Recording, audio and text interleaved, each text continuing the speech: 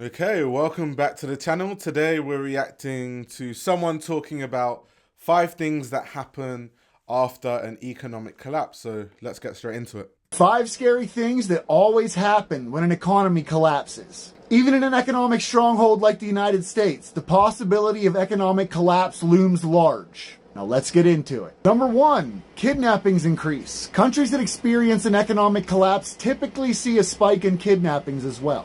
I speak about this all the time. It seems as though people don't understand that, there's a clear correlation between poverty and crime. Normally, not everyone, but some people normally commit crimes out of necessity. So it's when they are starving, they don't have food to eat and stuff. By necessity, they have to take it from other people. That happens a lot. So there's so many issues with the economic situation right now globally, whether that's inflation, pricing people out to very basic things. People can't afford rent. People can't afford to eat. These things are very, very bad. But obviously, this can also lead to increased crime, less safety for people. So there's many, many reasons why you wouldn't like, or it shouldn't be a good thing that people are struggling to make ends meet these days. Kidnapping a person of wealth and demanding a ransom is one way for desperate people to acquire money when no other means of acquiring money are available.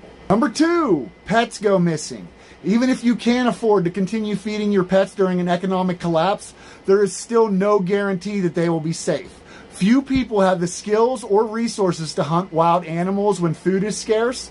Domesticated animals, however, make for much easier targets. Damn, when he said pets, I thought he was going to talk about, because this happens all the time, people steal people's pets and then sell them on the black market and stuff. Some pets are worth a lot of money, some cats, some dog breeds. I didn't know he meant they're gonna, steal your pet to eat the pet. Oh, damn, I wasn't expecting that. Hospitals become overcrowded. Due to factors such as no garbage pickups, unclean drinking water, the spread of disease, inability to afford medications, and a spike in violent crimes, people tend to visit hospitals much more frequently during an economic collapse. Interstate trucking would halt. Factors such as an oil embargo or massive increases in robberies could grind interstate trucking to a halt in the event of an economic collapse. Unable to rely on trucks for transportation, stores would quickly run out of food and other essential supplies, leaving people who do not have their own stored up with few options for survival. Martial law is enacted. In an attempt to curb some of the violence and chaos that ensues after an economic collapse, the government will likely enact martial law and turn over the governance of the people to the police and military. Which you don't want. Once the police and military are governing people, everything will just get violent, and no one wants that. In no way does this make life safer in extremely desperate times. And that is exactly why we should talk about... Is it time to move out of Florida? Some Florida residents have started to leave the state because Florida has become more expensive. And places like Miami, Fort Lauderdale, West Palm, they're getting even more expensive.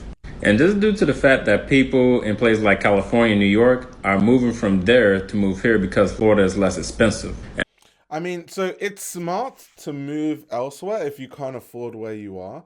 I know a lot of people sometimes feel like this emotional attachment to a place, but sometimes if the reality is if you can't afford to live there, then you can't afford to live there. You can come back obviously when you can afford it, but it's best to live in the real world. Otherwise, you'll just put yourself in bad financial positions, right? The only messed up thing about it though is when people leave one rich area to go to a lower income area, that's how they raise prices, and then it becomes more difficult for the actual residents of that place to stay there and live there, because once the rent go higher, everything goes higher, the food goes higher, because you have all these like New Yorkers coming into a place that's supposed to be cheaper for them, but then the residents then get pushed out with time, and that's how the cycle, it's like a cycle. It's really weird. And also interest rates are still going up. In fact, interest rates are the highest they've been in the last 20 years. Now, while all this is going on, people like Robert Kiyosaki are saying that there's a chance that there's going to be a real estate crash. Let me know what you guys think in the comments and follow me for more videos. So my husband called me today on the way home from work, and he asked me how much we were spending on groceries this year compared to last year and the year before.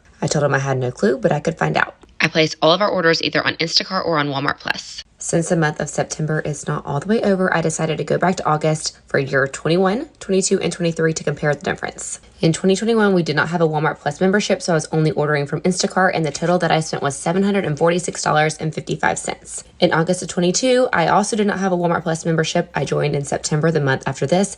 Our groceries went from $746.55 to $1,493.08. Yeah, that seems about right. Like I've been telling people, the prices have damn near doubled, in some cases tripled. In my case, I've definitely seen items that 4 years ago I bought for £1 now cost £3. That has happened with a lot of things, actually. So yeah, that's just how it is. And I'll never not think that it's outrageous, because no one's wages have doubled that quickly. I mean, people's income has doubled if you've moved jobs, you've gone to a better job, you've done. But if you're in the same job, your employer's not like, I see that the cost of everything is twice as much, so we're going to double your salary. Like, that happened to no one. So it just means that when food, necessities that you need, because I mean, if you don't eat, you die. So necessities that you need, if the price of that goes up, you're just worse off. Unless your wage balances with that, which wages don't. This year, I do have a Walmart Plus membership, so I placed orders on both Instacart and Walmart Plus with a total of $1,650.92. Mind you, this is just the month of August for 21, 22, and 23, but our groceries have over doubled. And yeah, we're going to end it there, but it's insane where things are going. The one that still will always shock me is the groceries and how much they've gone up. It's just like, so how are people supposed to survive? It's insane. It's so insane. But let me know your thoughts down in the comments below. I'm curious to get your thoughts.